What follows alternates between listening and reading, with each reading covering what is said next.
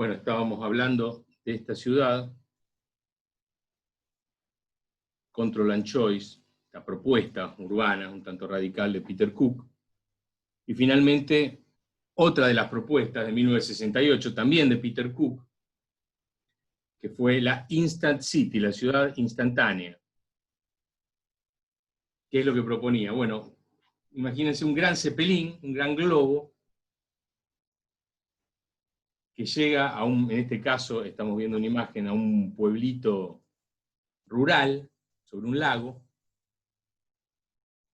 y desde el cepelín se descuelgan, se desprenden un montón de elementos, pantallas, estructuras, que urbanizan, dotan de urbanidad esta área rururbana, podríamos decir, ¿no? Es una urbanización instantánea, un proceso de urbanización. Llega un cepelín y se urbaniza esto. Recuerden que la urbanización también es un proceso cultural. Acá vemos los cómics que hacían los amigos de Arquigram.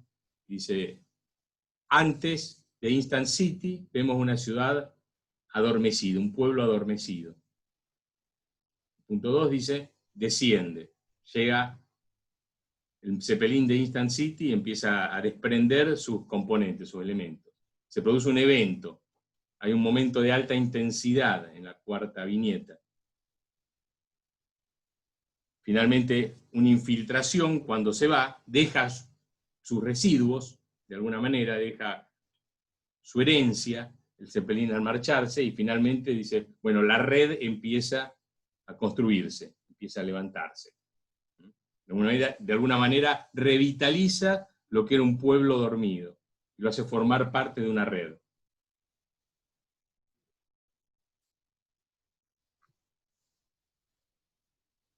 Estamos viendo otras imágenes.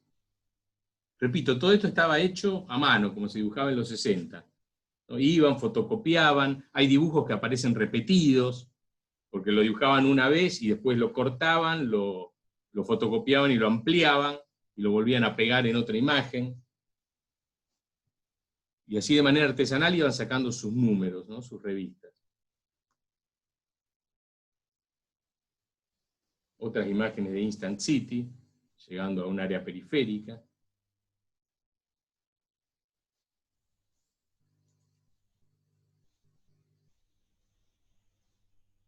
Me imagino acá, urbanizando un área de ocio, ¿no? De vacaciones. Siempre estas imágenes con figuras de la época, ¿no? Actores, actrices, modelos famosas de la época. Hay una carga humorística muy fuerte, obviamente.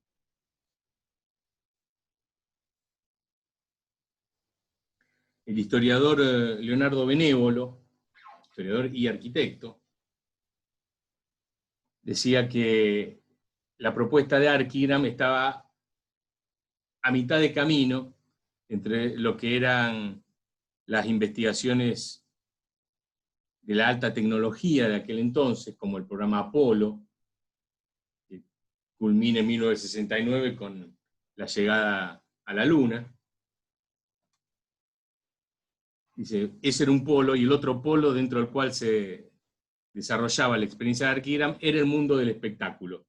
Estamos viendo una imagen de El submarino amarillo, la película de los Beatles, ¿no? Que tiene mucho de Arquigram. Si alguno quiere entender un poco cuál es la idiosincrasia de la propuesta de Arquigram, yo recomiendo ver esta película, que es un submarino donde puede ocurrir todo. No es muy distinto a la Walking City de Ron Herron. Nada más que en el submarino van los Beatles. Y algunos personajes estrambóticos también.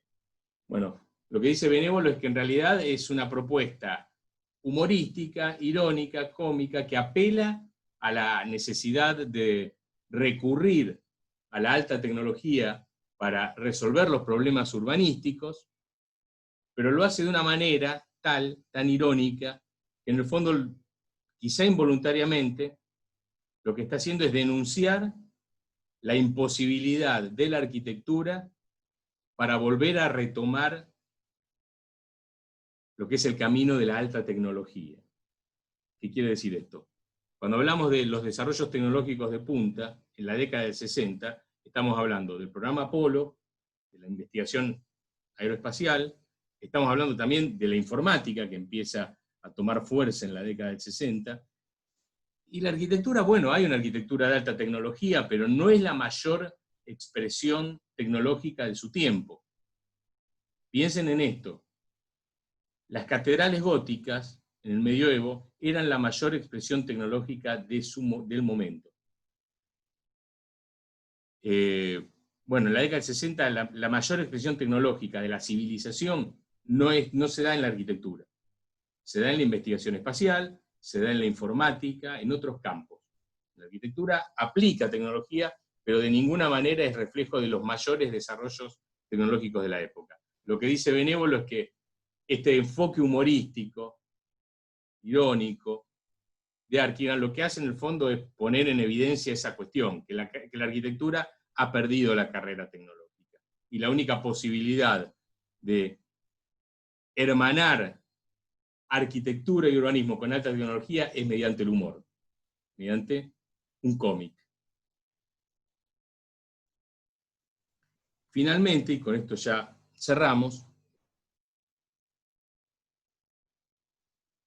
la experiencia de Arquigram lo que hace es traer a la memoria otra experiencia inicial del movimiento moderno y fundacional, como fue la experiencia de los futuristas italianos.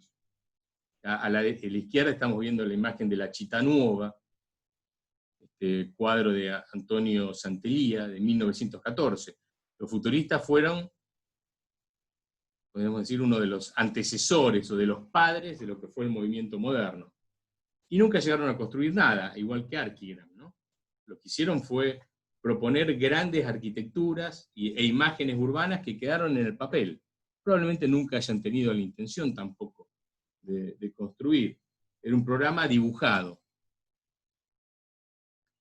Y se establece un paralelismo interesante, o al menos sugestivo, como la experiencia del movimiento moderno, como un colectivo unificado, nace y muere, podríamos decir, con dos experiencias que se plantean en el papel, no en la realidad, y que son extremas.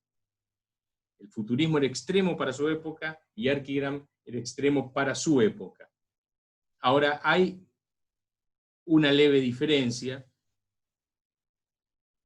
que para poder entenderla sería interesante recurrir a algo que planteaba Marx en el 18 de Brumario de Luis Bonaparte, cuando dice algo que muchas veces habrán escuchado, dice: la historia siempre se repite. Lo que pasa es que la primera vez ocurre como tragedia y la segunda vez como comedia o como farsa. Bueno, ese tono grave de tragedia, de autoimportancia que tienen los dibujos del futurismo, incluso los manifiestos que escribían los futuristas, se pierde totalmente en la propuesta de Arquigram, que es una propuesta cargada de humor, de ironía, hay una apelación a cierto pintoresquismo, es muy propia del Londres de la década del 60, del Londres de los hippies, ¿no? Es una comedia, una versión en comedia de lo que había sido la visión trágica de los futuristas. Y sirve como cierre de toda una experiencia, ¿no? Es un grito final, casi una humorada final, del movimiento moderno, que encuentra casi su techo a finales de la década del 60. Por supuesto que perviven en la actualidad muchas ideas del movimiento moderno, como veíamos al principio de la clase, pero lo que son las ideas centrales de su modelo urbanístico, podríamos decir que hoy en día han quedado absolutamente superadas. En el próximo teórico vamos a seguir hablando de las críticas que se realizaron al modelo del movimiento moderno, pero críticas que se realizan desde afuera, no desde los continuadores de la tradición racionalista, sino críticas que se realizan desde arquitectos y de movimientos que nunca formaron estrictamente parte de lo que fueron los congresos internacionales de arquitectura moderna. Y bueno, y acá podemos ir cerrando. No sé, Gustavo, si querés decir algo, o Marianela.